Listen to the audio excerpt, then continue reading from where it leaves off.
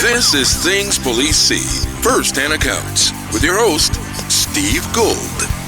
Welcome to the podcast that interviews active and retired police officers about their most intense, bizarre, and sometimes humorous moments on the job. It is I, Old Freckles, coming at you, Old Ginger Face. Thank you for being here. Thank you for joining us. Thank you for all the listening and reviewing. I truly appreciate that. I appreciate you. I'm sorry I'm a little extra pink today. I had a big day, big Saturday. I'm a tractor man. I think you guys, if you listen to the show before, you know I'm a tractor owner, and I am in fact a tractor man. I don't know if you are or if you own a tractor, but I highly suggest it. I will clarify that I own a real ass tractor too. It's not like one of these BS like lawn tractors with like a little tiny attachment. It's a real like Kubota tractor. It's got like a 4-foot loader bucket on it. I have no business probably operating it, but I do operate it all around my property. And it's like the best thing. If you have snow, if it snows where you are and you have any reason to have a totally awesome tractor, they're great for snow, clearing land.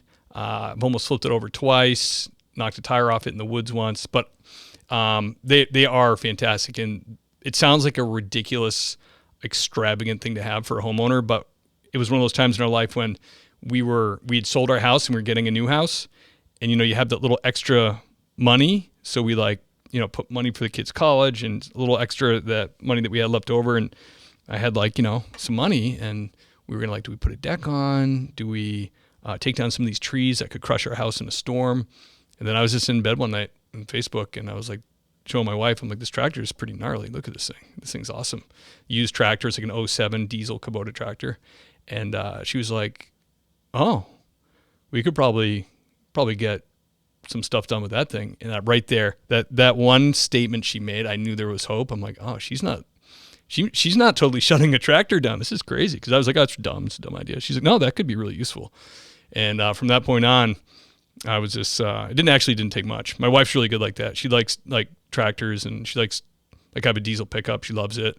I'll do things like, I'll be like, did you see the news? I think the war might be starting soon, and we only have 3 assault rifles. And she'll be like, well, get another one. What are we doing? So it's not all that difficult. But guys, highly recommend the tractor. That's what I was tractoring, and then I tried to squeeze in a workout, and now my face is pretty pink, and I'm kind of sweating underneath the sweatshirt unexpectedly. So all that to say, we have a fantastic show today. We have kind of a first-time guest here because he's done about 13 years where he is. Let me give you the official intro and kind of explain it. So he did a total of 13 years for Indianapolis PD as a reservist. So big city reserve, which I think is really interesting. He did 8 years, left, and then missed it and came back and did 5 more. He's done a bunch of really interesting things. I even saw a clip of him. He can tell me. I think it was an old Oprah show where he sang with a bunch of other policemen. But he can tell you all about that. Without further ado, let me bring on the great Jamon Jack. Jamon! Hey, Steve. How are you? Brother, great to have you. Like we were saying before, when you sent me the email, and then you're writing to me, and then you sent me the clip of the show, which was great. I saw the black guy in there, and I'm like, oh, this is cool. I'm gonna have like a Caribbean dude on the show because your name. Right. Yeah, it's pretty unique, that's for sure. So it's pronounced Jamon, right? I've been called Jamon, Jamon, all kinds of different things. So, but all of my customers today that I do a lot of consulting work with, all I got to do is say, hey, it's Jamon. I don't even have to say my last name. They know immediately who it is. So it's a little helpful in that realm.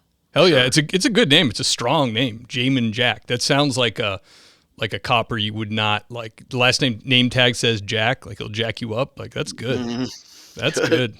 Yeah. I need one of those intros like you got before I get to say my name, right? So. Right. Yeah, there was a trooper in this area that his last name was Sternfield, and that was perfect because he was a wicked ticket writer, so it's kind of perfect.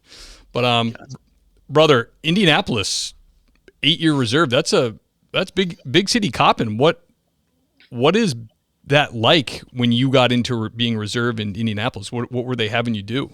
Or what did you Well, have to? What were the barriers to entry as a reserve? the entry was as hard as it was to get on full time. I mean, I've heard a lot of different numbers in my class when I came on in 1992, and that was 2,900 for 25 positions. And Damn. yeah, it was, I mean, I wish it was like that today, right? I wish everybody was, running to do this job, Yeah, but, that'd be a blessing to have that many numbers. Now you can't fill positions.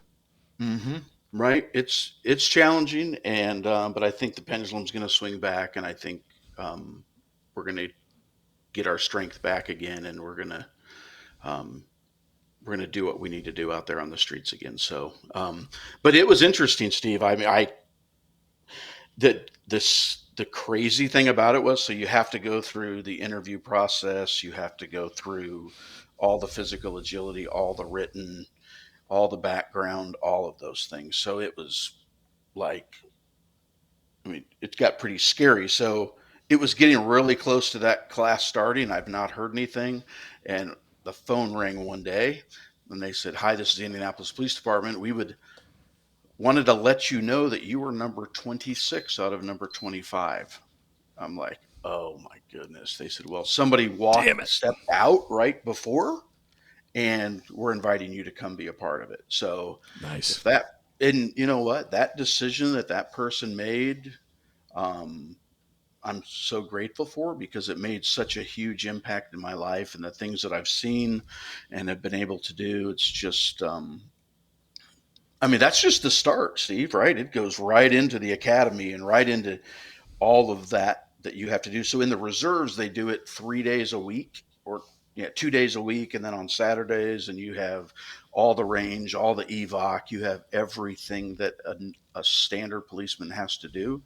Um, and all the FTO, everything. So Indianapolis takes that extremely seriously. And I don't know, man, I was just so honored to do that job. And Hell yeah. it's the interesting thing, people ask, like, why would somebody do that for free?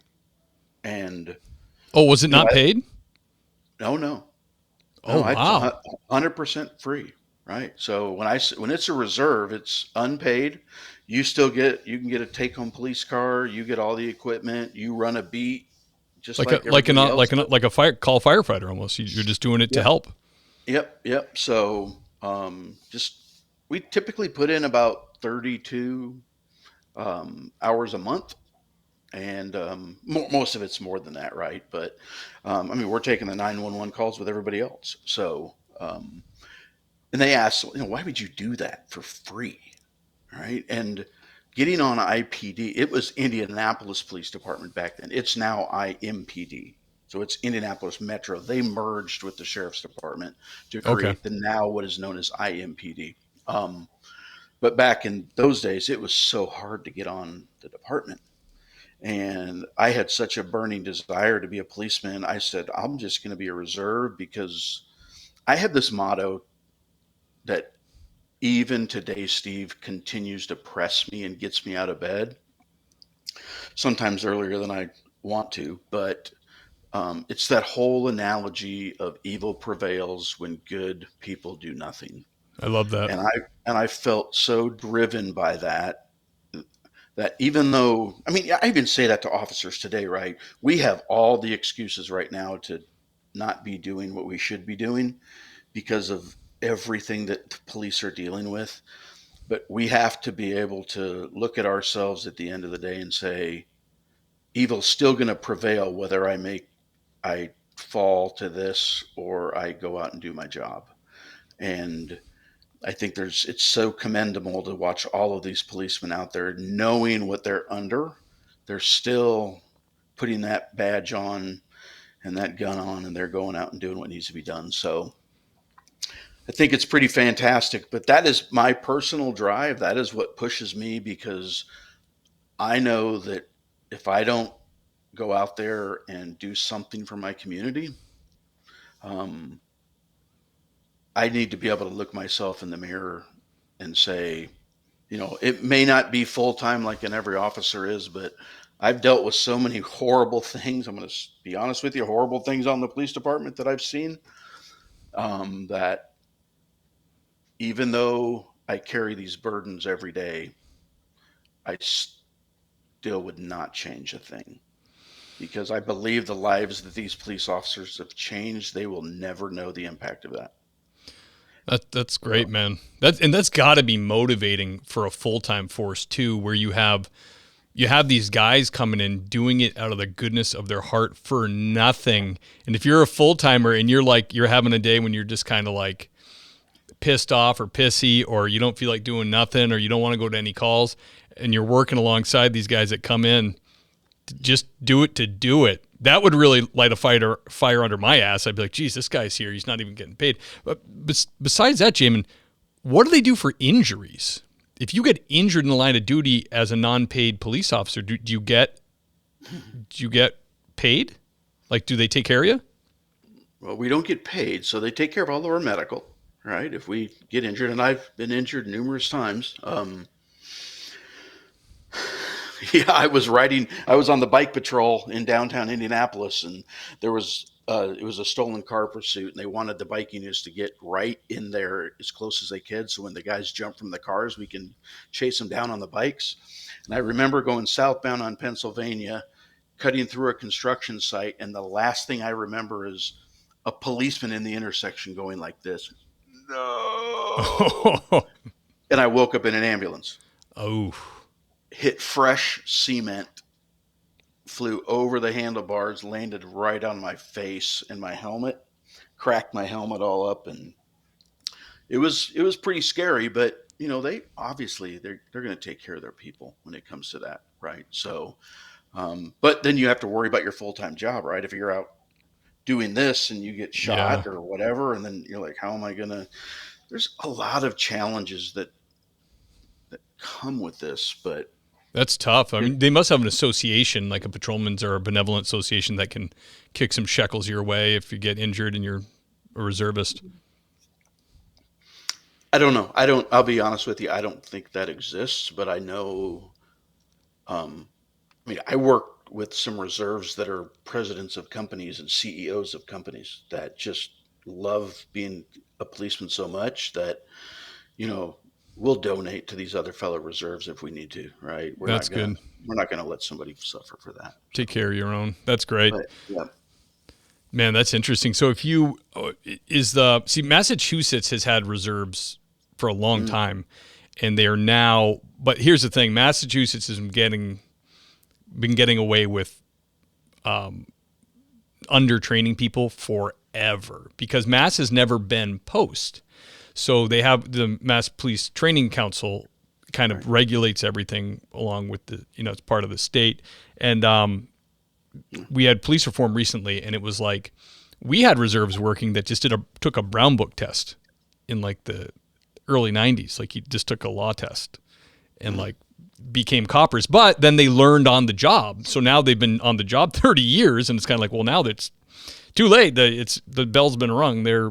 They're cops now. They did it the hard way. But and I understand that they got rid of all those people. They were like, well, we'll give you the opportunity to go to an academy, but if you don't want to, you're not a cop anymore. So they Mass is sounds like the big cities have always done it the way your place did it. They actually give you the proper training. So in Mass, they just offered this bridge academy where if you're a reserve, like I became a reserve when I was in college. It was a 148-hour academy, one Saturday a week for 6 months, and there was no firearms, no EVOC, and no applied patrol procedures. So, like, it was expected that you'd get the certificate, and then you get the same certification a full-time guy had, but it was up to the department you went to teach you motor vehicle stops, to teach you guns, But the reality was, most of us were going back to like little towns that like didn't have specialists, instructors, and all these things. So it was just ride with the senior guys. You were the reserve boot, so to speak. So I'm glad to hear you guys had like legit training and did it the right way. That's because how could you not in a big city? You'd be screwed. You'd be in like so much danger, right away.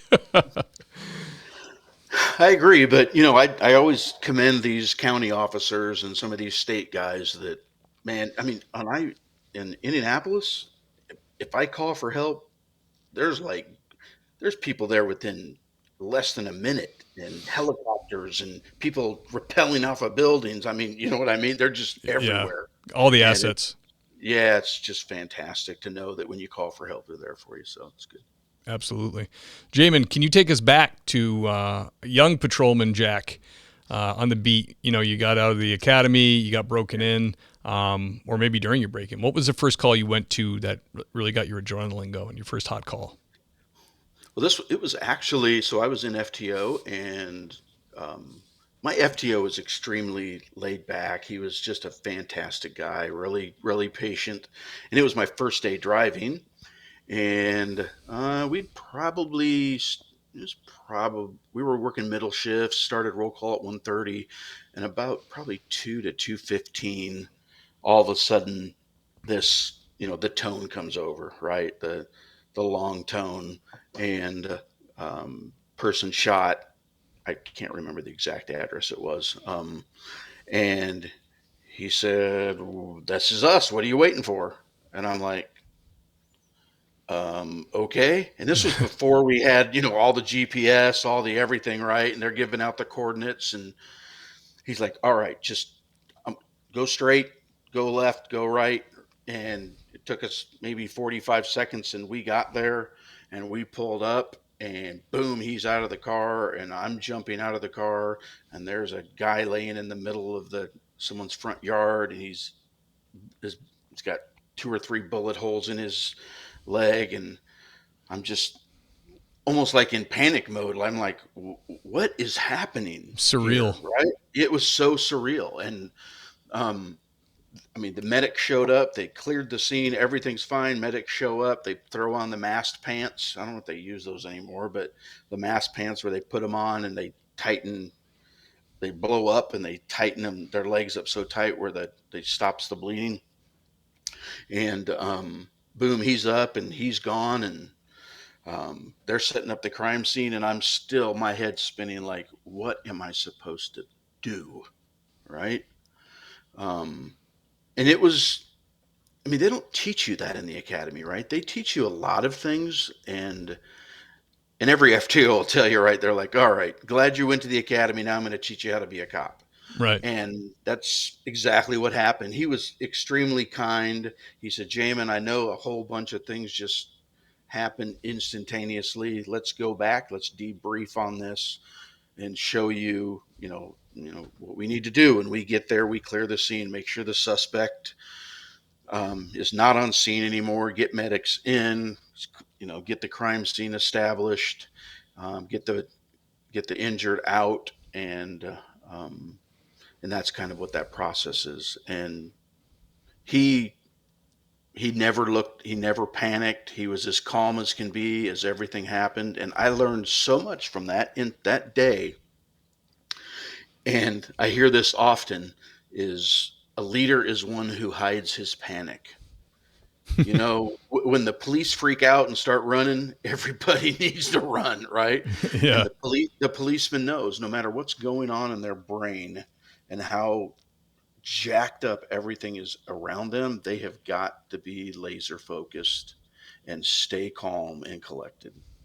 And I learned so much from that day, and I took it into my career. But wow, that was it, man. That I remember that. I mean, I can still see the guy laying in the grass, and there was another guy sitting up on the porch just in a rocking chair like nothing was going on. It was bizarre, but yeah. Totally. Yeah, it's great you had a trainer like that. I've heard on this show before that,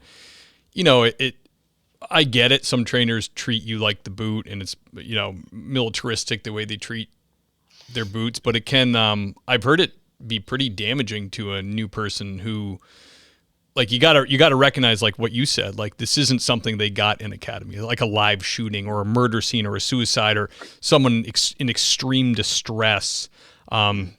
You got to kind of know the line between like being hard on the guy and being stiff with them to like understanding what the trainee's going through, because they're not.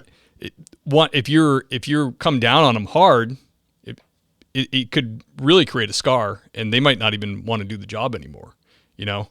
So it's nice to hear that. I mean, it's pretty great, Steve, that in the reserves we're able to be FTOs as well when we bring new reserves on. Oh, And nice. yeah, I mean, there's reserves that do SWAT team stuff. There's reserve hostage negotiators. There's all kinds of opportunities to do that stuff. So it's pretty fantastic. So, but you're right though. The FTO has to be real careful. There has to be a balance. Um, and the FTO is going to learn as the time progresses with the rookie that there's a time that he needs to get a boot put up his ass sometimes, right? And Right. saying, it's, you know, but when it's appropriate. So, I mean, you Yeah. don't want somebody. I mean, we've seen a lot of reserves come through and they end up leaving in FTO. They just can't handle it. Yeah. I just remember when I was finally released out of FTO and I had my own car and I was like, nobody sitting next to me analyzing every freaking thing I was doing. I was just like, just the stress was like gone. I Yeah. said, now I can go investigate what I want to investigate, drive where I want to go. And it was, I mean, after there's a lot of FTO hours, but once those are over, man, it's a relief. Absolutely. Yeah. Even if you just change agencies and you have to go through their little mini break in, it's stressful. Even if you're already a fully functional cop, having somebody listen to you talk on the radio, what kind of examine what you're doing, that's pressure. And when you're new and you don't know anything, it's way worse. Man, it's quite the deal, man. We're fortunate to have a great training program, and they equip us like they do everybody else, and it gives us the confidence to do that. But the FTO has to be careful, no doubt. And I was extremely lucky. So Absolutely. Jamon, can you describe or tell us about a strange or bizarre thing you've dealt with on the job?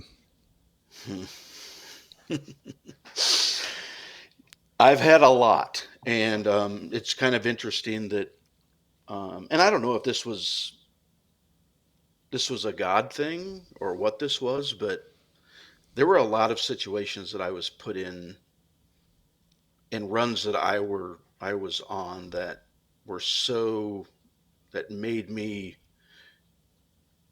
really have to look at who I am as an individual, and what people really go through. And um, it, I'll give you one here. This is kind of, I mean, this isn't one of those, but this was a pretty scary situation. We were on the scene. Some guy had broken into this area in downtown Indianapolis, and um, me and another officer were there. He was a former Marine, and there was a report of a guy that was running around with a hatchet, and he had blood all over him. And we're like, this is going to be bad, right? And this was like 11 o'clock in the morning, and what happened was, so we finally found the guy, and we saw him before he saw us, and we approached him really really carefully. But as soon as he turned and looked at us, this reminds me every time I see the movie Seven. I don't know if you've ever seen Seven with Oh Brad yeah, Pitt and I'm Morgan never Freeman. watching it ever again. Yeah. So you remember when John Doe comes into the police station and he's covered in blood and all over his arms. And that reminded me so much because I remember my commands were get down, down, down, down, get down. And the guy slowly he dropped the hatchet, which we thought we were going to have to shoot this guy. Dude, Yeah. he was covered in blood. And, we cuffed him up, and just like those guys did in that movie, it was so bizarre, right? Our hands are covered in blood, but we're like, well, there's not any blood on the blade of the hatchet. What is going on? So we followed the blood trail back to a room that was a maintenance closet. And that maintenance closet, and he had paint all over his chin. What he was doing is he was drinking paint and we found the bands, not the saw that you pull down, whatever that is. Anyway, it's like a circular saw of some sort, but it's stationary. And there was blood all over the saw. And we figured out what he was doing was he put his wrist under the saw and he was trying to kill himself by Ugh. cutting off. Yeah. So it was a close one. I mean, it was probably one of the most bizarre situations that I'd ever been in. Yeah. In the circumstances, right? But you know what I've been told by supervisors is, Jamin, to die in the line of duty or to have a major incident that is so critical to your mental health or whatever that is, you don't have to not wear your vest, right? You don't have to, you know, do a traffic stop incorrectly. You don't have to do any of that. He says all you have to do is walk, or the word he used was to wander into somebody else's madness. Yeah. You just walk in at the wrong time into somebody else's craziness.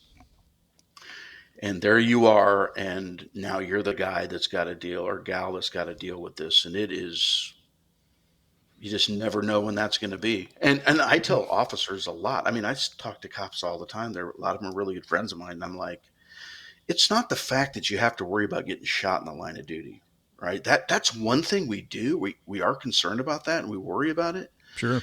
But the bigger thing, Steve, is that we are one run away from us mentally being changed forever. Yeah. I mean, I've heard stories from some of my buddies that they walk into a run and this guy is drenched in gasoline and he's poured gas all over his children and he's threatened to catch them all on fire, and they're sitting there trying to get the children out, and then they finally drag the children out and the guy lights himself and he burns to death right in front of them. And Wow. that was his first run. And he said, I took 40 some more runs that day.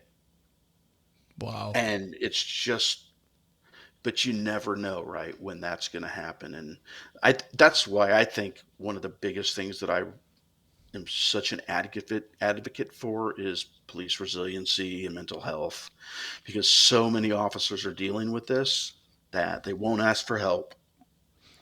So they self-medicate, right? Whether it's drugs or sex or alcohol, whatever it is, just anything to take them away from what they have to deal with every day. And when I get to the point to where I'm chatting with officers just about, hey, how are you? And you hear the typical, hey, I'm fine, or oh, I'm just tired, or that, Steve. You get that all the Sure. time, right? And you got to dig deeper, right? And then when you finally get them to open up, man, the tears flow, the anguish, just everything you see that they've dealt with, and they're like, man, I thought I was alone dealing with it. I said, man, you're not alone. We're all dealing with it, and we all need to talk about it. And I think I asked my buddy the other day, I said, do you think people are equipped to do this job? He said, I don't think anybody is mentally equipped to do this job anymore. And he said, if they are, we really need to question whether we hire them or not, because you know what I mean? So. Yeah.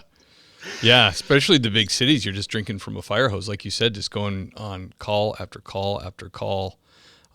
That's totally insane. It's like at least it seems like now, at least, well, maybe not now because of the manpower problem, but it seems like the last, when I first started, they were just getting into like doing critical incident, like debriefings, and at least they were doing that, like get everybody in a room, have some other cops there that are certified, and just let them talk, like people. And you know how it is in those things, like it's like nobody talks for the first 5 minutes. Everybody's just, and then somebody starts talking, and then everybody starts talking, and people cry. I mean, people yell, and people, they kind of, it's healthy. It's a good thing. But my dad was a cop for 32 years, and he retired like 15 or 20 years ago now. But that was not a thing at all. it was pretty much just go home when shift's over, go home. That was it. And there was a lot of drinking, a lot of adultery, a lot of, frankly, I mean, just a lot of people dropping dead too. Like retire at 55 and then be dead at 58 type of deal, which is not a good deal for retirement. I'm writing a book on officer resiliency and just the mental health piece, because I had a pretty devastating break, and when it hit me, it was extremely intense. It was literally the fight for my life mentally. Wow. And when I share that with officers, I mean, one of the big things when an officer has a PTSD breakdown, they start noticing OCD tendencies. They'll see, I know a guy that counts telephone poles. I know another guy that says that every time he blinked, his conscious mind recognized it. For me, it was the number 11. I would see it everywhere. I would add numbers up, subtract them. And trust me, I only got through general math in school, so it's not because I'm smart with numbers. It's just how your brain just says, you know what, I'm done dealing with this. You better get some help for me. So, and I'm good now, right? But I know how that feels, and when you start talking to officers and they start opening up about it, you never know the impact you're going to have with them, and because they're fighting this private battle. Yeah. And we need it to really stop being private, and we need to open up and talk about it. So, yeah, absolutely. Well, when do you think the book will be finished? What's the deadline? I got another 4 chapters to finish. One of them, what you talked about, was the interesting part about when they retire. I have a good friend, and I used to introduce him to my kids. I'd be like, "Hey, this is Officer so and so, right?" And I'm not going to say his name, but this is Officer so and so. And he stops me and he pulled me aside. He said, "Jamon, my name is Brian." And I said, "Why are you saying that?" He goes, "My name's Brian because someday I'm going to retire and I'm going to be Brian. My identity is not going to be all around being a policeman." And I think a lot of officers struggle with that, right? And when they retire, they lose their identity of who they are because that's what they've been forever. And it's something you have to work on. You have to talk about. You have to be something more than just a policeman. Yeah, it is that mindset it creeps into every aspect of your life being a cop. Even if you try to have friends that aren't cops and do other things, you don't think about the job all the time and all that, we're held to a higher standard. So it's like when you go out to the store or when you do anything, you have that moniker always on you. So I think it does seep into people's subconscious, that that's what you are. Something goes wrong. Like I remember going down the highway with my family once, and this woman went off the road and slammed into a tree, and then there was somebody else pulled over, and I'm looking back, I'm slowing down, and my wife's like, "Yeah, we got to." Yeah, so I pulled over, ran over to her, and I'm like, "I'm trying to go on a family trip here, and here I am with this lady," but it's kind of like it's just in us, So I think my dad did a great job with it. He did the 32 years and got to retire lieutenant, and Wow. he's one of those guys though. He's always like he's just like built for stressful situations. He never, like, guys who worked with him would say like, "Oh yeah, your dad could be like eating a sandwich at a death scene." You know what I mean? Like he just never. And I got a lot of my mom in me, who's like the sweetest lady, who's like a little bit more of a warrior. So I kind of have that in me, mixture of them. But he's 75 now. He's thin. He stays active. He wants to come over and help me build a deck on my house. Like he's doing great. You know what I mean? He's killing it. But that's really kind of not always the case. It's kind of not at all. So yeah, man. We're trying to. I mean, the company that I work for, right? We are trying to find solutions for all the veterans that are returning and police officers that are retiring, to find ways to take all of these skills that they have and put them to work in real-time crime center stuff or whatever that is, to just really, some of them are just looking for a place to land and what makes sense. And you just hate to see a policeman, do 20 years and, they still got, I mean, I know guys that have done another 15 or 20, right, on top of that. So, Yeah. um, we're working on doing some things like that. So, Yeah, but I think men in general were built. I think it's endowed in us by our maker to have a mission. Like men are mission driven, right? I think I don't like the whole American like retire and then you sit around and you cocktail hour and steaks every night. Like it sounds great when you're working 70 hours a week, but really, and my dad's proof of this, like he retired and then went to work for his friend in a metal bending shop building HVAC stuff because he loves doing that. He loves getting the plans and putting it to, and before he knew it, he's working 40 hours a week. He's like, what am I doing? But he's had a bunch of other jobs, and I think he feels that. He feels like his friends he sees that go and just kind of put it in neutral, and they do the trip across country in the camper with the wife, and then that's over, and it's kind of like, bleh, like now what? You have no mission. You have no no purpose. So I think it's whether it's getting involved in a charity or just doing something, having a mission in life, I think is important for men. yeah, I think I mean, for men for sure, right? But I mean, I wish I could keep up with my wife, man. She's a school teacher, and I mean, she deals with that stuff all day long, and then she's at home working like a wild woman, grading papers, doing dinner, doing all. I mean, it's just all that stuff, right? It's just, um, I tell you what, she's the one that needs the retirement, right? Because I mean, I look at my job and go, wow, that I actually get paid to do this, and I actually love this. And she loves to teach, right? But it's like she teaches middle schoolers, so that's all I'm going to say about that, Oh right? my gosh, nowadays too. Whew, Right. baby. God bless her. That's tough. Jamon, can you tell us about your most intense or terrifying call you've been on? Yeah. See, this I was a little concerned when I started doing this because when you ask these questions, right, and it causes us to start thinking, and then what happens is then you start to spiral, and then one thing reminds you of another thing, right? And then I'm like, look, I'm not going down this again, right? So um but there is one that still haunts me to this day. um I was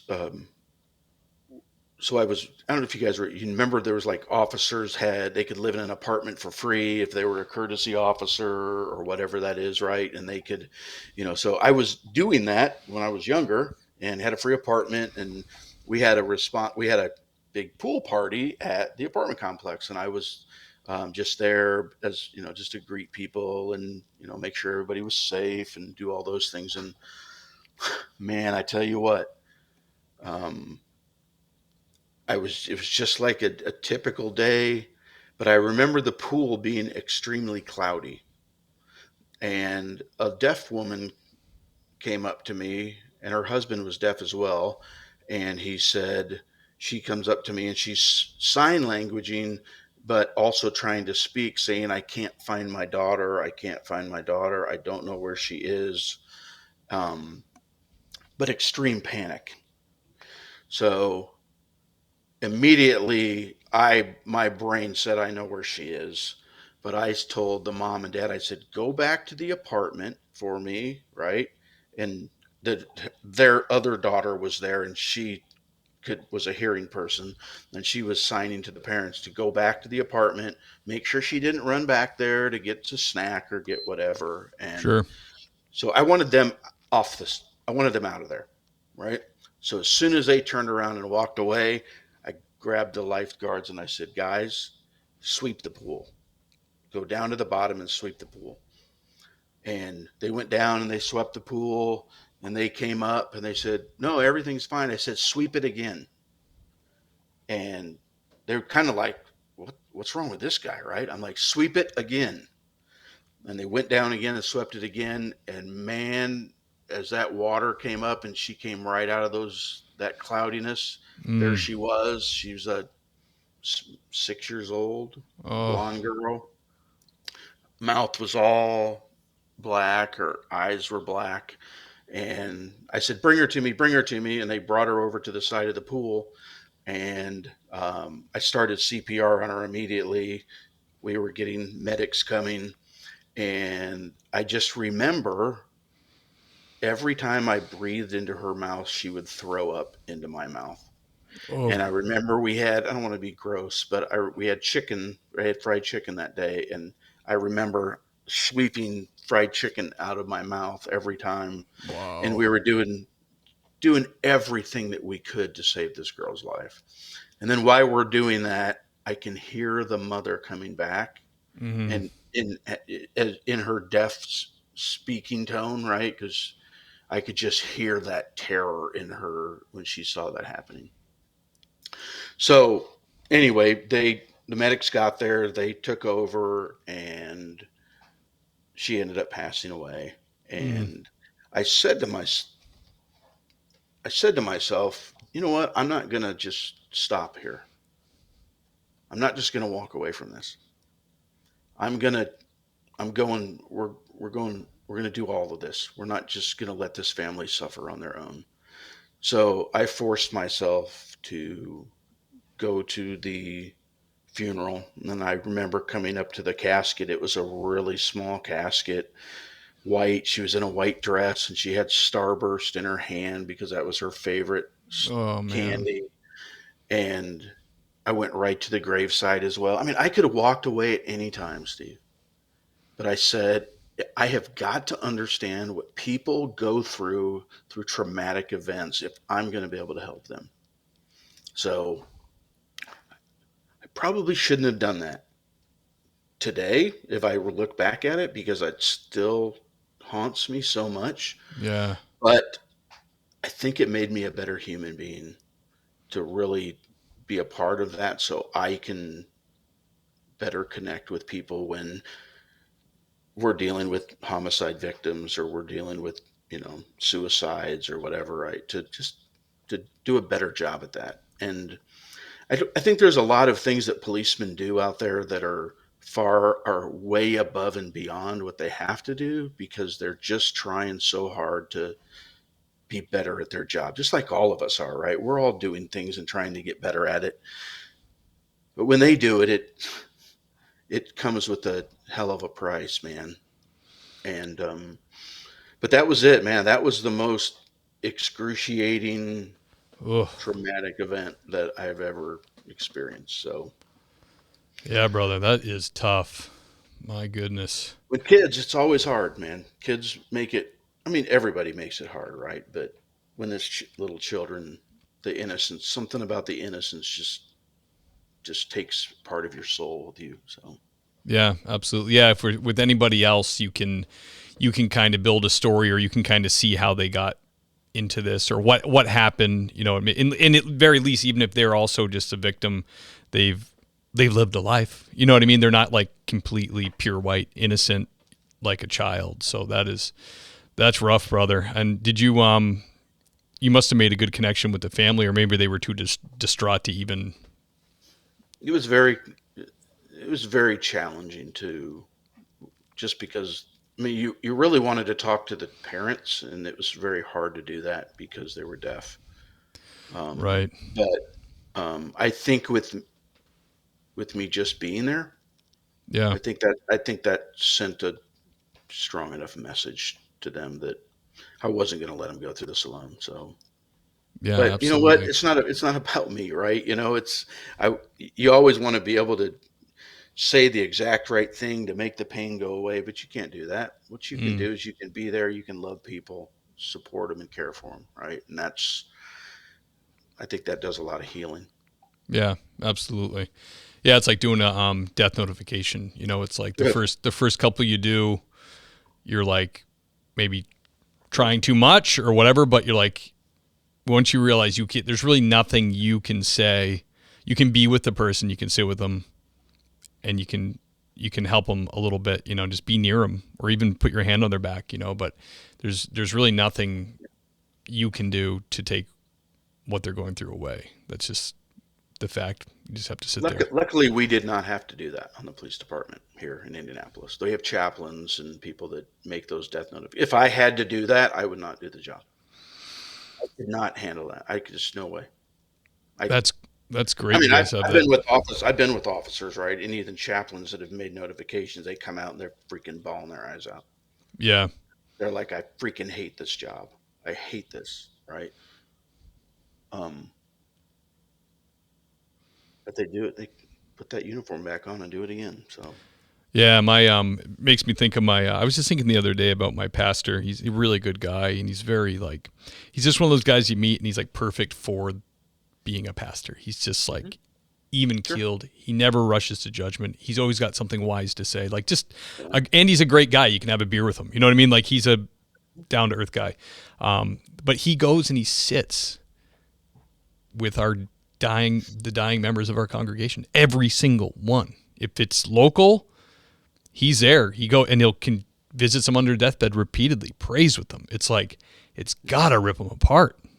You know, it's really gotta be tough. And I'm sure they get all kinds of, training on how to deal with it and guide people that way. And unless in at least it's a spiritual aspect of it. You know, we have faith that they're going to somewhere greater. So, but still, man, that's really got to take it out of you. You know, you have to. I mean, there's a side of us, and we all can know this, right? Is we can put that wall up, right, and we can pretend all we want to that this doesn't bother us, but it does. And we try to become calloused so the pain's not so bad. We act like we don't care, to hide what's truly happening inside of us. But that's what I think the community's just totally misses, Steve, is that I don't think they realize what policemen really go through over a career and over the rest of their life after they retire, the toll that it takes on them mentally. And I just think if they really knew that I think they would love the police a lot more than they do. And to be honest with you, I think 98% of the people love the cops, right? Right. I think there's a small voice out there that's extremely loud, and I think a lot of policemen are listening to that loud voice, and those people tend to make our lives miserable sometimes. But we can't stop doing what we're doing for the 2%. That 98% needs us to do our job. Absolutely. Right? So, and that's why you're on here, man. I mean, there's thousands of people that listen to this podcast that are not cops. And I love getting messages of people that were like on the fence or just curious, and then they're like, "Wow, it was really interesting listening to your guests talk." Like it's almost like they're like, "Oh, they're normal people. They have feelings." You know what I mean? It's like they didn't like just like, give me my badge, give me my gun. When do I get to shoot a sucker? You know, that's like, that's what they think. We're going to be running and gunning. They're not thinking like, no, shootouts are terrifying, by the way. They create all kinds of scars in people. It's like it's not great. It's not the movies, you know? But I think, Steve, it's like, we do a lot of ride-alongs and bring people on. And I remember I was on a ride-along. Somebody was riding with me and they're like, "Man, it's kind of dead out here. It's kind of boring." I'm like, you know what? These are good nights for us sometimes, right? Because sometimes and it means people aren't getting hurt and people aren't getting stabbed, or you know what I mean? I mean, that's really our goal, guys, right? We all were like, let's go get into let's go, be Superman and go, save the day. But when nothing's happening, no one's calling for help, that's a pretty damn good day, man. Yeah. Yeah, absolutely. That's really what we want. So, Yep. Absolutely. Jamon, let's lighten it up a little bit. Can you tell us a heartwarming encounter you've had on the job? Well, this is kind of where when I had a little bit of an ego when I first started, speaking of ride-alongs, and my brother-in-law was with me, and I had a chip on my shoulder a little bit, right? And I kind of starting to get a little calloused, and I was working a really rough area of town. And I remember getting a call for a young lady that was laying in the vestibule of a church. And I remember getting the call. I got there, and the vestibule was not enclosed. It was just like, and she was trying to get warm. It was pretty cold outside. And I grabbed her hold of her and I said, "Hey, come on with me." I picked her up and you know, she was extremely intoxicated. And so I brought her into um, put her in I said, "I'm going to go ahead and put you in the car, but don't mess my police car up. You hear me?" And she was whacked out, right? So I just put her in the back, right? She wasn't under arrest at this point. I just wanted her to get warm. And so I put her back there, and um, all of a sudden she started going through all my freaking paperwork back there and throwing freaking shit all over the place. I'm like, Great. oh, and then I'm just like, I get mad. My brother-in-law is a good Christian dude, right? And he's just like chilling, watching this all go down. And I get out, I slam my door, and I go around, and I open the door, and I pull her out, and I put handcuffs on her, and I said, "That's it. I'm going to take you down. I can't freaking believe you just did that." And I put the handcuffs on her, and I called for a wagon and put her back in the car. And he's just chilling, just sitting there. And wagon shows up and put her in the car. And he goes, "That was pretty interesting." He said, "What do you think about her?" I said, "She's just a freaking crackhead." And man, it was like dead silence. And I'm like, uh-oh. And he said, "Can I ask you an honest question?" I said, "Whatever." And he said, "Do you think in God's eyes you're any better than she is?" Mm. I got irritated with him, right? I was a little hyped up at that point, and Yep. I'm like, "You don't know what you're talking about, right? Just if you don't do this every day, just." He said, "I just want you to think about that." Anyway, we did another hour, and I dropped him off. And of course, when I'm driving home, it's soul searching time. What did I experience that night? And I'm like, you know what? He's 100% right. Who am I to think that I am any better than that young lady who was on drugs, freezing? He said, "I think you saved that girl's life tonight. You very well could have." And it was just, it made my heart, it was like my heart totally changed, Steve. It was like Wow. it finally became, I, I started to take that oath of protecting and serving, and I started to do both. I started to not just focus on the protecting side. I said I also have an obligation to serve. And that was the night where it all changed. And I mean, of course we all have our bad days, right? We always get irritated and Of course. a lot of bad things, but that was really the time that just made me say I took an oath to do both, and I'm going to do both.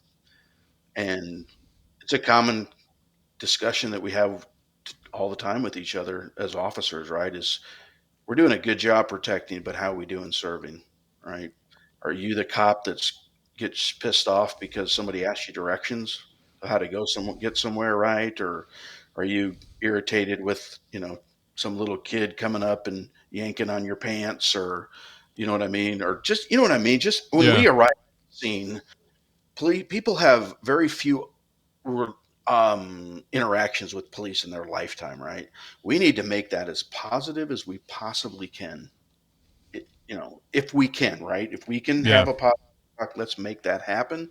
If we can, and realize that deep down is we're there to serve that community, and that community is all colors.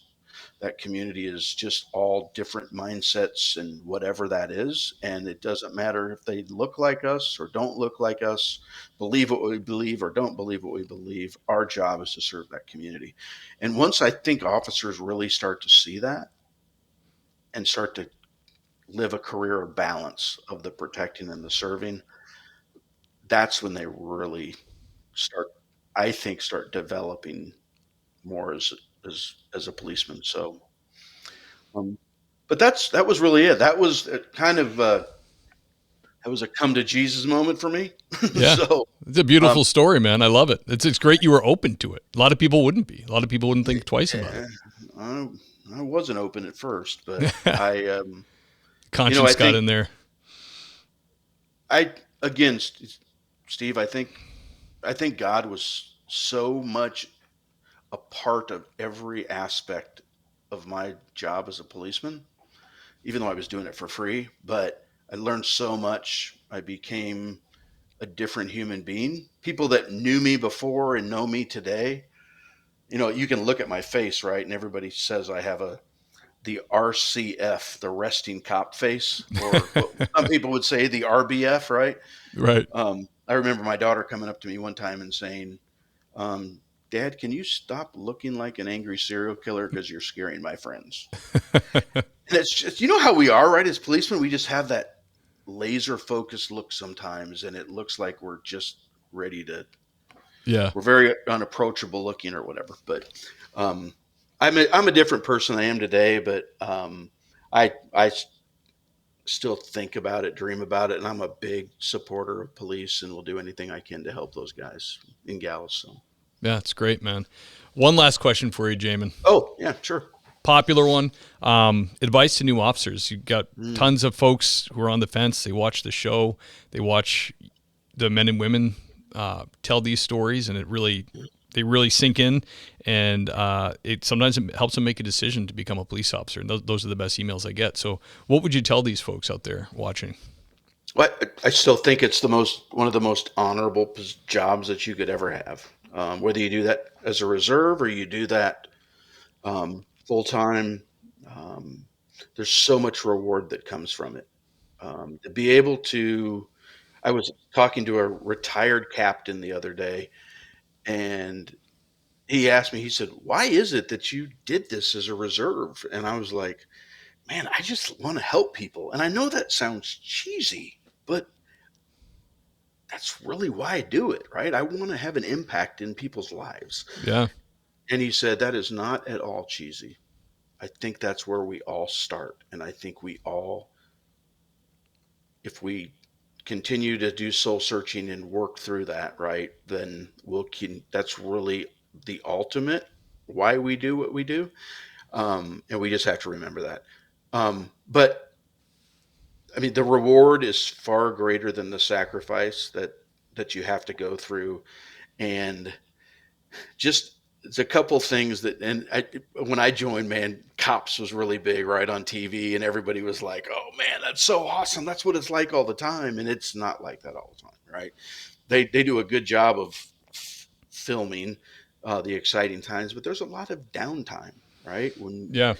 Um, when you're just, we enjoy that downtime as well, but it's where you build the camaraderie and the team and you do all those things, and then when it's time to go into police action, man, we're really good at what we do.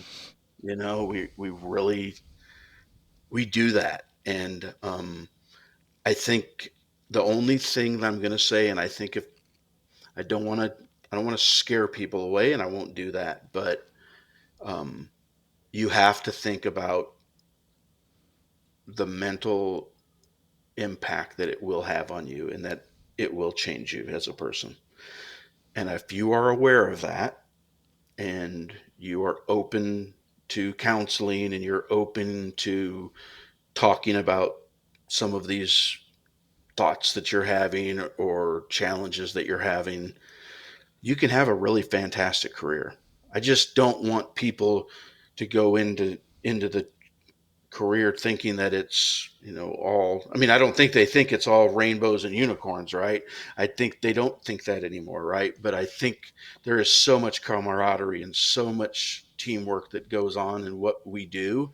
And to be able to be the guy or gal that can come and save the day and help and have an impact in somebody's life is, man, that's so rewarding. But just be aware that there are challenges that come with it, and just ask that you be honest with yourself, be honest with your supervisors, and if you're having challenges, to talk about those things and be present when you're home. I wanted to say this real quick before we cut off here, Steve, but another chapter in my book is called I Wish I Was Here.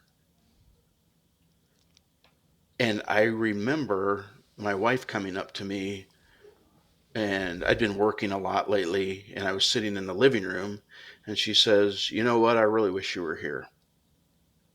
I'm like, "What?" She said, "You're not here. You're off in Never Never Land." And I don't know if it was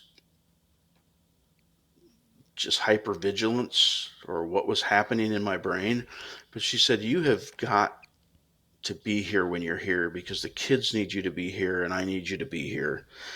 And it talks about making sure that you're present where you are, right? And Yeah. trying to battle through those types of things. And there's a lot of aspects that start happening in your life and when you're changing as a policeman.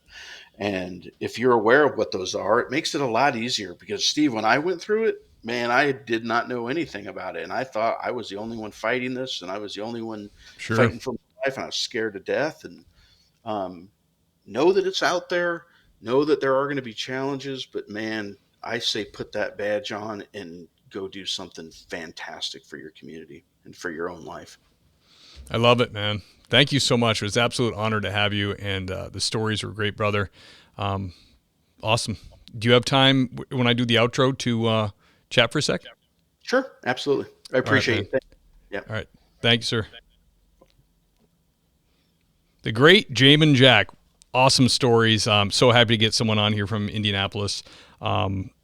Really, really cool. Really interesting hearing about how the reserves work there. Really tight program. I mean, that's the way it's got to be. I hope people take note. Really awesome.